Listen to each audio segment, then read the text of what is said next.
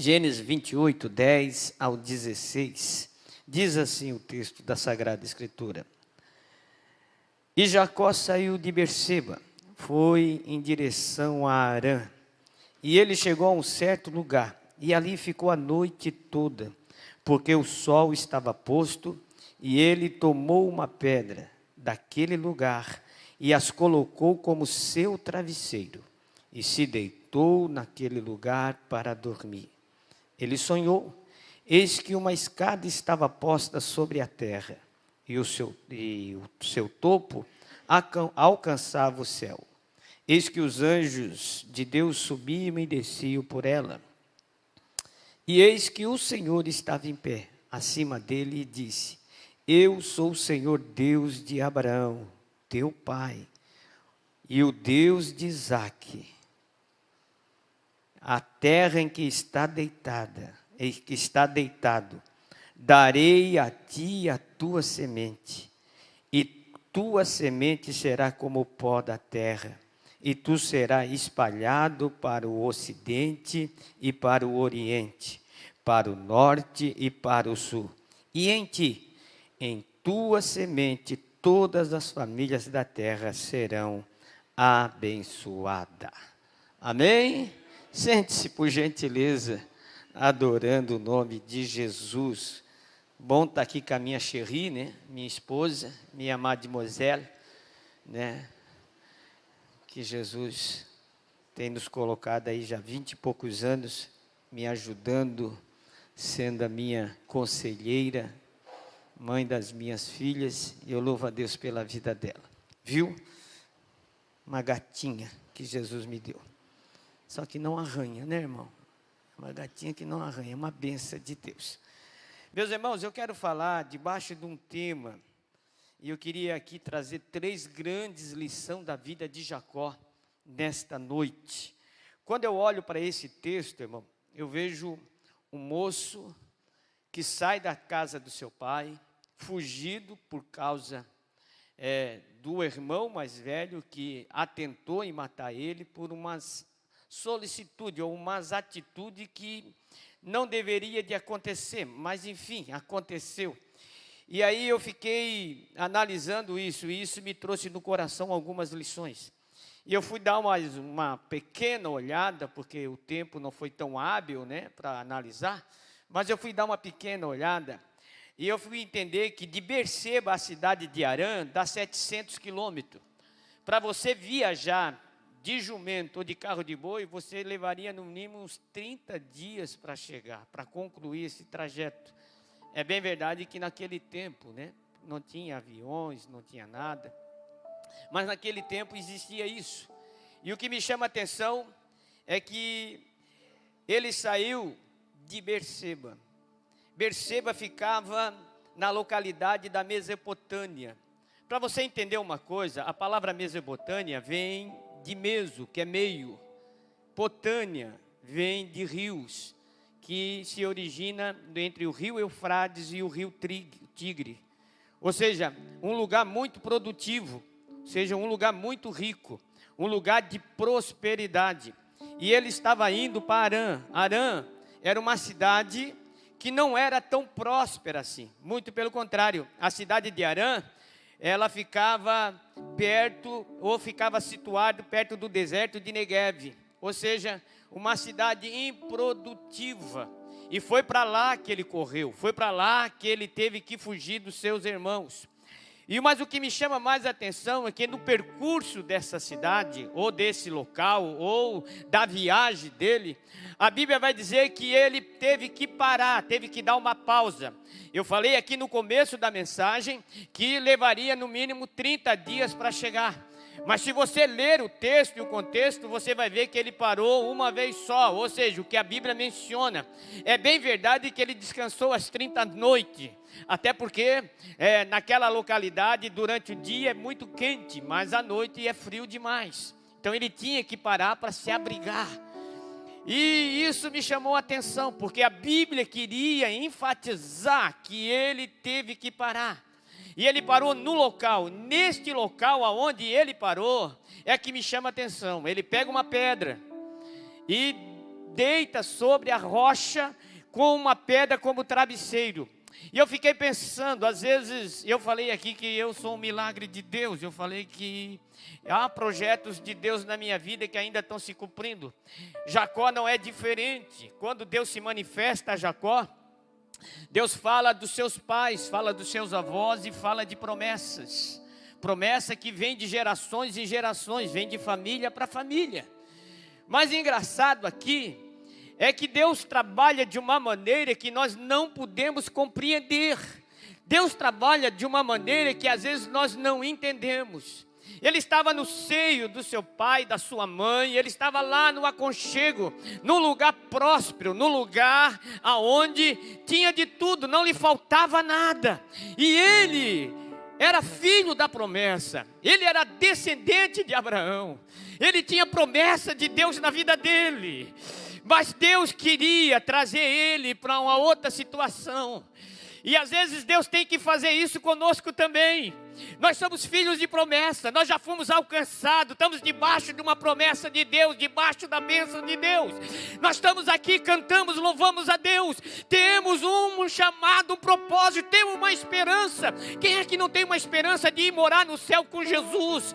Eu vi esse conjunto, eu vi a banda tocar aqui, eu achei lindo, eu comecei a imaginar como é que não é no céu, se aqui é maravilhoso, é espetacular, como é que não é no céu? No céu deve ser esplendoroso.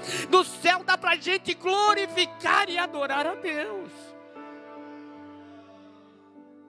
Aleluia. Glória a Deus.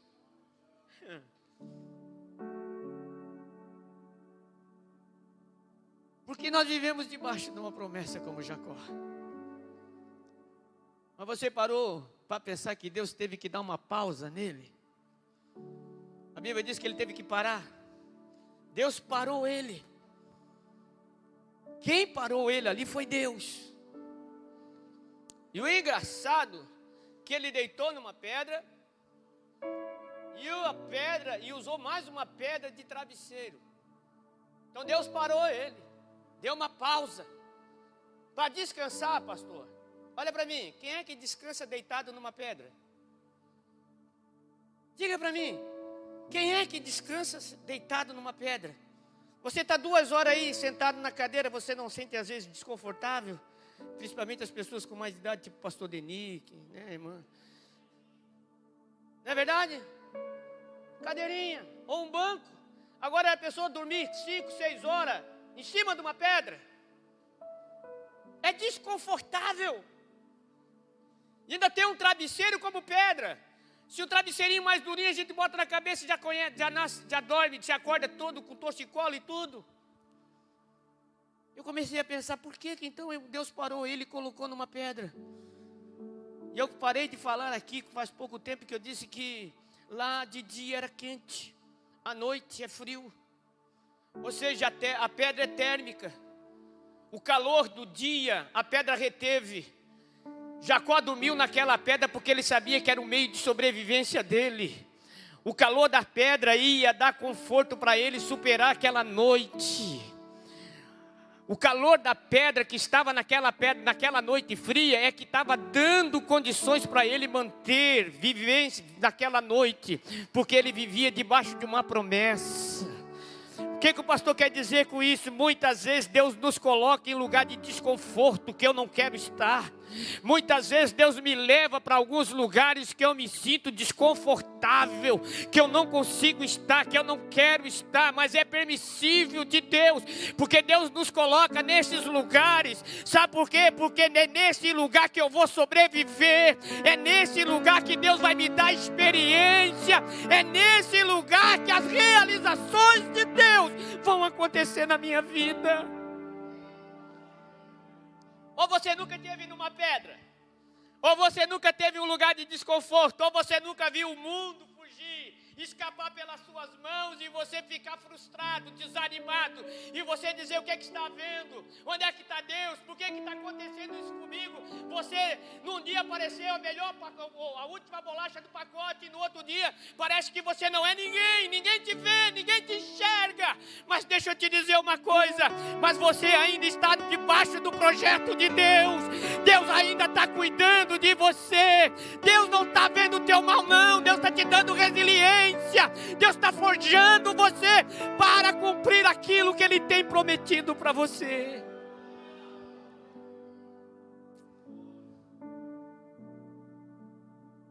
Aleluia. Deus nos para. Nós somos muito afoitos. Deus falou para José: José, tu vai ser líder. Ele já foi lá todo bobo querer falar para os irmãos dele: ei, eu tive um sonho, eu vi 11 fechos, e todo mundo, tudo se inclinava para mim, eu vi tudo isso. Deus disse: para aí, eu vou te dar uma parada aí, meu filho. Eu vou te dar uma parada para tu aprender. Eu vou te dar uma parada para te capacitar. Eu vou te dar uma parada para tu entender. Porque o que eu tenho contigo é maior. Não é só teus irmãos, não é só tua família. Muito pelo contrário, tem aí um mundo todo que depende de você. Eu quero te usar para um propósito maior.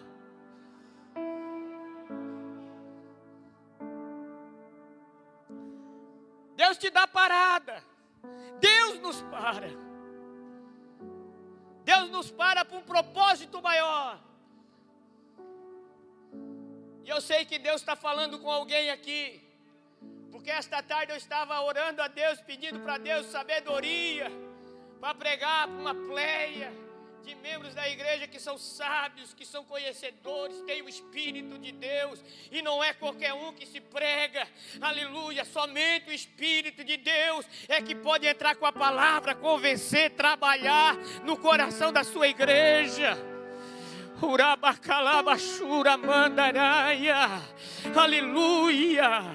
E Deus falou comigo: fala para a minha igreja que eu estou dando uma parada por alguns aí, mas não é por mal deles não, é porque eu tenho um propósito maior e eles não estão enxergando. Eu tenho um projeto maior e eles não estão vendo. Eu tenho algo melhor para eles, e no momento eles não conseguem deslumbrar aquilo que eu tenho preparado.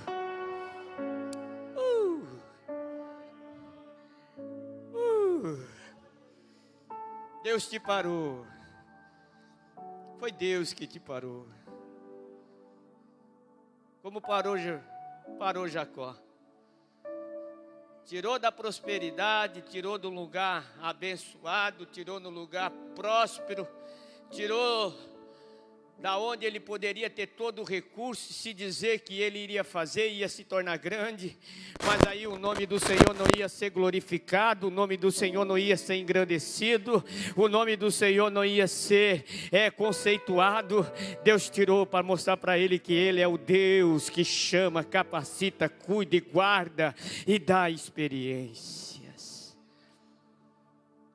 Aí você vai ver que ele tem um sonho. Porque Deus para, mas Deus é um Deus provedor. Deus para, mas é um Deus provedor, Ele provê. Ele nos bota em circunstância desagradável para nós, não para Ele, que para Ele está tudo no controle, está tudo na mão. Será, pastor? Sim. Se você pegar Atos dos Apóstolos, no capítulo 27, você vai ver Paulo fazendo uma viagem. E ele estava indo para ser preso, indo para Roma. E aí lá dá um grande tufão, o barco dele fica à deriva. E ele está lá embaixo, ele é chamado para cima, e todo mundo preocupado, achando que ia morrer. Paulo vai dizer assim: por que estão temendo, varões? Não te preocupe, porque nesta noite, o Deus de quem eu sirvo, e o Deus de quem eu pertenço falou comigo. Ninguém vai morrer, ninguém vai se perder. Deus estava dizendo para Paulo: eu ainda estou no controle das coisas. Os ventos podem soprar, a água pode bater, mas ainda eu sou o Deus que cuido, preservo, guardo, protejo. Oh, aleluia. Ele ainda é Deus. Dá sonhos. Que bom. Existem 3 tipos de sonho, meus irmãos. O sonho humano, viu? Existe o sonho humano, o sonho do homem. Existe o sonho do inimigo, existe. Mas existem os sonhos de Deus. E os sonhos de Deus são sonhos maravilhosos. Os sonhos de Deus, há uma diferença aqui. Porque no sonho de Deus o céu fica aberto para o crente. No sonho de Deus o céu se abre. Você vê o sobrenatural de Deus e a grandeza de Deus. No sonho de Deus, meus irmãos, o anjo vai descendo e subindo, trazendo as mensagens de Deus. Terceiro, há uma escada ligada do céu até a tua casa. E essa escada tem uma pequena simbologia da cruz de Cristo, quando Ele morreu na cruz do Calvário e nos religou com Deus, quando nós o aceitamos. Então nós ficamos religados a Deus, religados ao céu. O mundo espiritual abriu-se para nós e hoje nós podemos desfrutar das bênçãos de Deus na nossa vida. Ou você pensa que o que faz você chorar aqui é músicas bonitas, o que faz você chorar aqui é a eloquência de um grande pregador, ou de alguém que vem aqui mexer com as tuas emoções e com o teu ego. Não! O que faz você chorar é porque o céu se abre, o Espírito de Deus conhece a tua fragilidade, a tua intenção, conhece o teu sentimento e fala ao teu coração. Você tem sonhos. Mas deixa eu ter mais alguns minutinhos.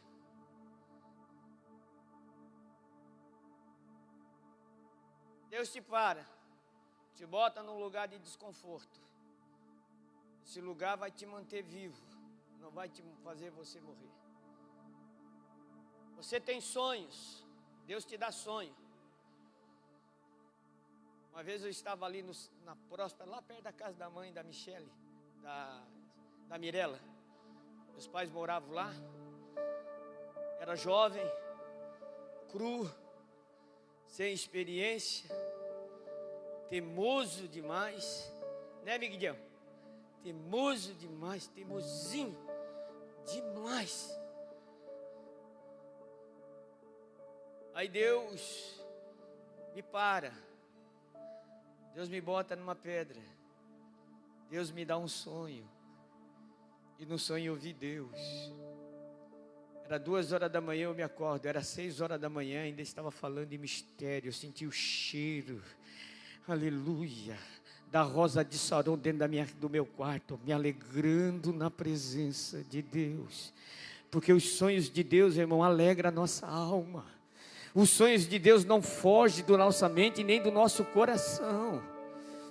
Mas deixa eu falar aqui, Jacó era filho de Isaac, filho da promessa. Você já parou aquele termo que diz assim, que conhecer é diferente do que ouvir falar? Ouvir falar é uma coisa, conhecer é outra. Você já ouviu falar disso? Se você ficar aí uns 2, 3 dias comigo, você me conhece, como eu conheci alguns aqui. Se você andar comigo uma semana, você me conhece. Lá em Caçador, eles têm o costume de dizer que quer conhecer a camarada, come um saco de sal com ele. Não é esse saco de sal de cozinha, é um saco de sal de 20 quilos, que é dado para os animais, que é em pedra. Come um saco de sal que você vai conhecer a pessoa. Deus teve que levar ele para este lugar, para se cumprir o propósito de Deus. Porém, Jacó só tinha ouvido falar de Deus. Você não vê nenhuma experiência que ele teve com Deus. Deus teve que levar ali para mostrar para ele que é o mesmo Deus que se revelou aos pais, era o mesmo Deus que ia se revelar a ele, que ia capacitar ele, que ia dar sabedoria para ele, que ia dar graça para ele cumprir aquilo que Deus tinha para ele. A Bíblia vai dizer que no livro de Juízes, capítulo 6, versículo 11, tinha um moço chamado Gideão. Ele estava no lagar malhando trigo. E a Bíblia diz que o anjo do Senhor aparece para ele. Se você olhar o texto, você vai ver que o anjo observava ele. Observava ele. E ele malhando trigo. Eu já vi muitos pregadores dizer que ele estava no lugar errado, malhando trigo no lugar errado, porque ali não é lugar de malhar trigo. Eu não vejo isso. Eu vejo esse moço inteligente. Eu vejo esse moço um homem sábio, um homem que teve uma capacidade tremenda. Porque se ele malhasse trigo em outro lugar, os inimigos iam pegar. Ele levou o trigo lá para malhar, para sustentar a sua família. Mas o engraçado é que o anjo aparece a ele, ele disse, e ele falando, onde é que está o Deus dos nossos pais? Quando eles falavam que nos livrou do Egito, nos livrou dos inimigos, onde é que está esse Deus? E o anjo observando ele. Então ele ouviu falar, mas não tinha experiência com ele. Deus às vezes tem que nos levar para certos lugares para nós vermos, para nós ter experiência com ele. Você está aqui vendo um pregador, mas Deus está te observando desde a hora que você entrou aqui neste culto.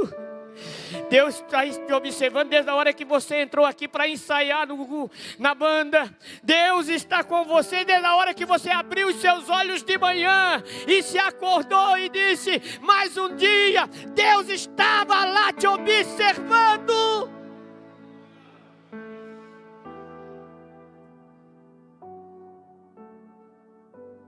Me lembro de uma história de José. José, homem simples, não de palavras muito polidas, mas ele era simples. E toda vida que ele ia para a igreja, ele dizia, Jesus, meu nome é José. Ia para a igreja de novo e dizia, Jesus, meu nome é José. E chegou um dia, José ficou doente, teve que ser internado. Foi para o hospital. Ninguém apareceu lá para visitar o José. Ninguém apareceu. Mas uma bela tarde, na viração do dia, aparece um moço, um homem de branco. O sol estava se pondo, o sol estava assim meio laranjado, assim bonito, aquele pôr do sol. Na janela do hospital. E na porta José olha, vê aquele homem bonito, todo de branco. E ele olha para José, dá um sorriso. E olha para José e disse, José, meu nome é Jesus e hoje eu vim te ver, José. Deus nos observa, irmãos. Ele te observa como observou Gideão. Gideão só ouviu falar, nunca teve experiência. Você vai ver a história. A história vai dizer que ele faz prova com Deus, não uma, mas 3 vezes. Sabe por quê? Porque ele não tinha ainda aquela experiência para fazer aquilo que Deus tinha propositado para ele. Deus tira Jacó do seio da família, cria aquela situação, traz ele para Betel, que era um lugar que ele nem sabia, mas chamou aquele lugar de Betel porque era lugar onde ele viu a manifestação de Deus, onde ele viu Deus, e ele ali teve uma experiência com Deus. Eu quero te dizer aqui como um homem de Deus, para te dizer, Deus vai te levar para uma Betel, Deus vai te levar para um lugar, e lá você vai ter experiências com Deus, e Deus vai agir poderosamente na tua causa. Esse moço teve isso. É muito difícil. Nós vamos ver Jó no capítulo 42 dizer assim. E olha que Jó fugia da aparência do mal. Jó era um homem temente a Deus, um homem que fazia consagração. Ele se consagrava, sacrificava em prol aos filhos, passou tudo o que passou, mas ele ficou firme diante de Deus. Mas no capítulo 42, Jó vai dizer assim: eu até agora eu ouvi falar, mas agora os meus olhos te vejo, te contemplam. Eu agora vejo a tua grandeza. Oh! Urabacachu da mandaraia.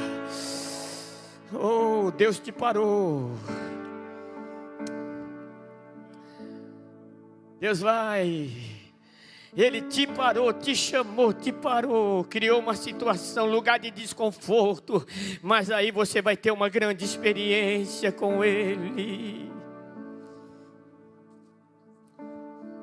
Eu sempre falo para meus companheiros, como é que eu vou dizer que Jesus cura se eu nunca orei e nunca Jesus curou alguém através da minha pessoa?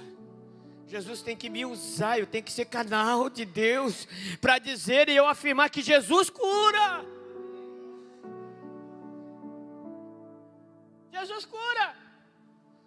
Eu estava em Londres, lá em Rio do Sul, eu fui fazer uma visita no hospital porque a minha menina do meio ficou doente. E lá tinha um menino, filho único, na idade daquele menino aqui, daquele casal aqui, ali do Salé, meu tamanho. E ele estava numa cama, e ele não parava de se movimentava direto, e eu estranhei.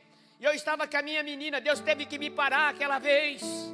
Eu estava focado, fazendo a obra de Deus no campo missionário, fazendo o ID, trabalhando, ganhando alma na cidade.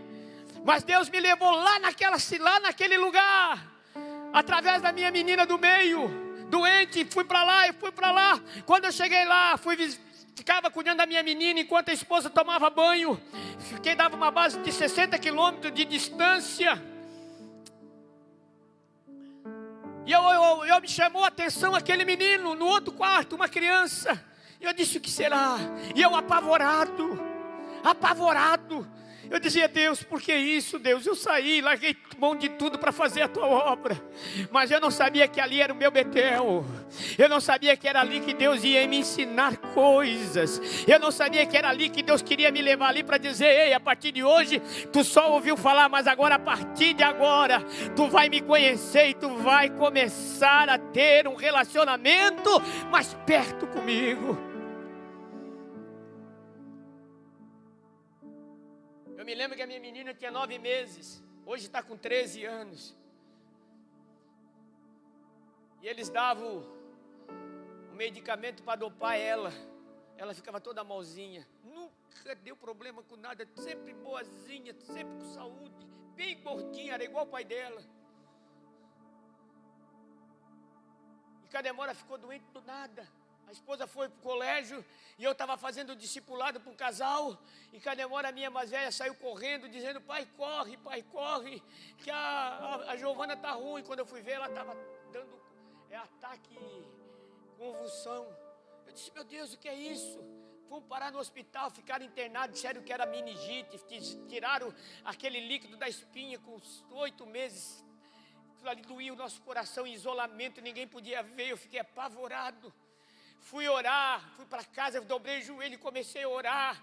E a minha mais velha do meu lado, de 6 para 7 anos, orando do meu lado. E eu comecei a orar, dizer, Deus, eu quero entender isso. Porque Deus nos coloca em lugar de desconforto. Coloca. Pastor, porque Deus não ama, a gente ama nós sim, claro que nos ama. Assim como Ele ama o teu vizinho, como Ele ama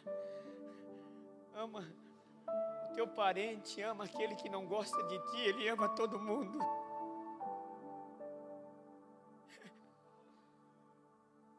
Cheguei lá, e eu orando, eu acho que passei 1 hora de oração, e minha filha, cada demora ela se levanta falando em línguas estranhas. 7 anos, bota a mão na minha cabeça e diz, por que tu está apavorado?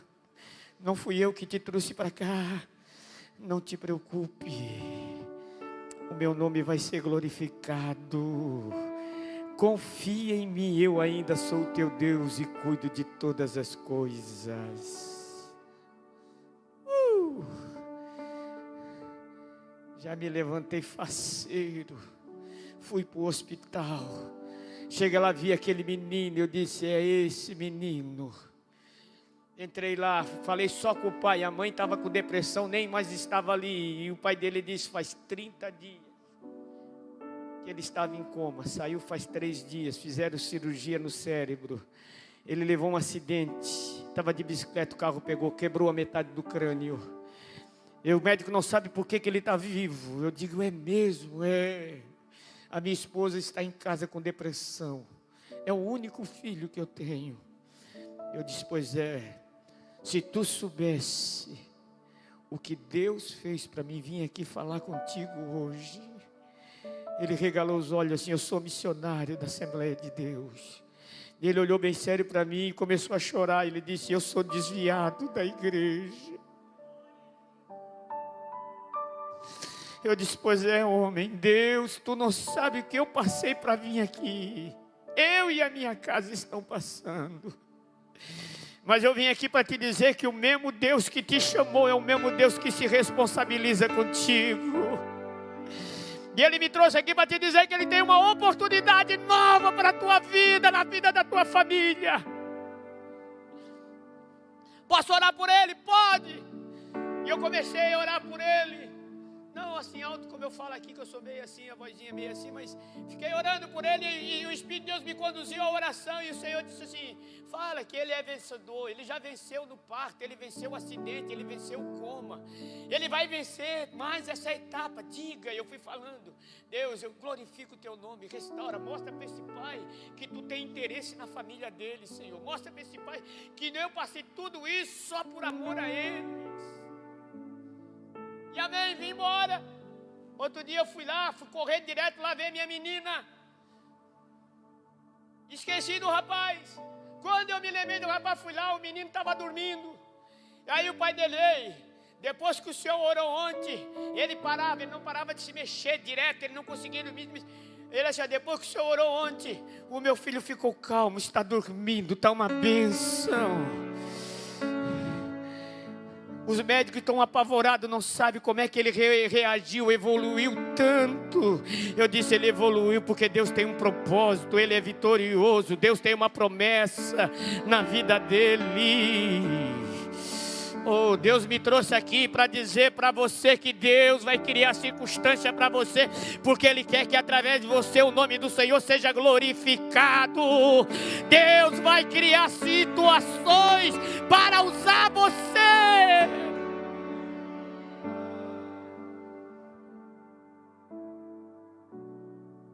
Passou 2 semanas, não deu 2 semanas, minha menina ganhou alta e veio embora.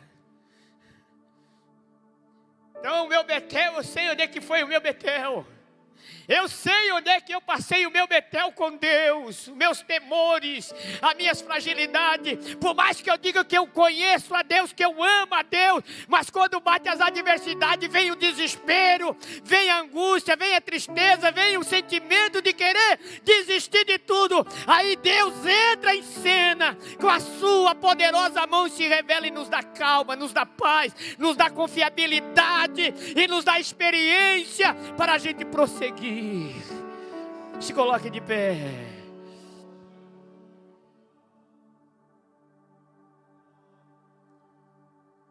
Eu sei que você está num lugar desconfortável, mas antes de eu chamar você para orar, com permissão do pastor Denis, tem alguém aqui que está afastado da igreja? Tem alguém aqui que está afastado da igreja? Tem alguém? Faça assim com a sua mão. Faça assim com a sua mão. São todos da igreja? São todos, serve a Deus. Tem alguém? Tem alguém aqui que está afastado? Está paradinho? Eu não uso. Tem alguém aqui que está paradinho? Tem? Faça assim com a mão. Eu queria orar por você. Deus me trouxe aqui para falar com você. Deus te parou. Deus me trouxe aqui para dizer para você, foi Ele que te parou, Ele que criou essa circunstância. Ele dá esta parada.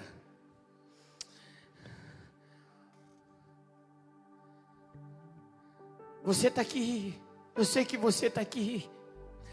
Você não está lá fora, você está aqui. Tem alguém? Tem. Foi Deus que te parou. Deus te colocou nesse lugar de desconforto. talvez dependência de alguém, talvez no lugar onde você não é autossuficiente, aonde vem os temores, eu não sei. Mas foi Deus que te botou aí. Porque Deus tem um propósito maior. Deus quer tirar, quer eliminar essa influência negativa na tua mente e mostrar que Ele é poderoso e pode fazer muito mais. Tem alguém aqui? Eu gostaria muito de orar por você. Eu sei que tem. Eu sei que tem. Eu sei que você está aqui. Eu sei que você está aqui. Vem aqui. Oh, eu sabia. O Deus que falou comigo no meu quarto não engana. Olha aí. Urabacachura mandarai.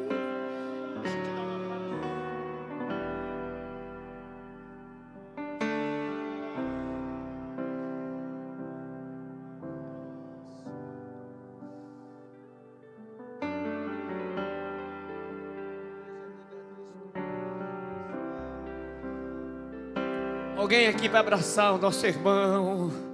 Alguém aqui para dar um abraço nele, ficar com ele. Oh, ao Betel de Deus aí. Há um Betel de Deus aí. Abacalabachura mandarai.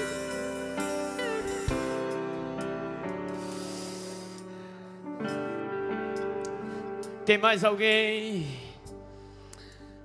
Se quiser vir aqui na frente, vem aqui na frente. Eu quero orar por você com permissão do meu querido pastor Deniberto. Tem mais alguém? Sai do teu lugar, vem aqui. Sai do teu lugar. Eu gostaria muito de orar por você. Talvez você não está entendendo a situação que você está vivendo. Talvez você não está compreendendo o momento. Mas Deus está nesse negócio.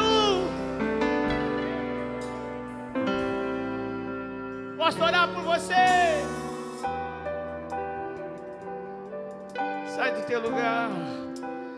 Sai do teu lugar. Deus vai. Deus está te mandando, Deus está te mantendo, Deus está fazendo você. Você só está vivo, você só está, aleluia, de pé. É por causa dessa situação de desconforto. Venha, venha, venha que eu quero orar por você. Venha que eu quero orar por você.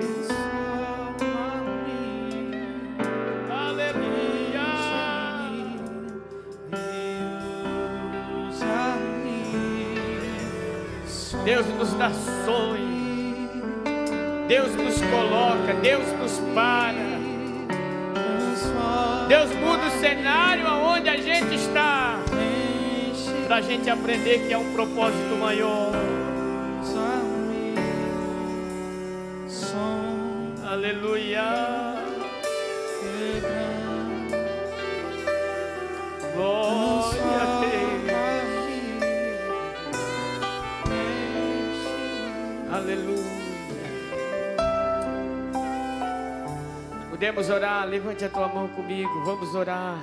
Orar por esse servo de Deus.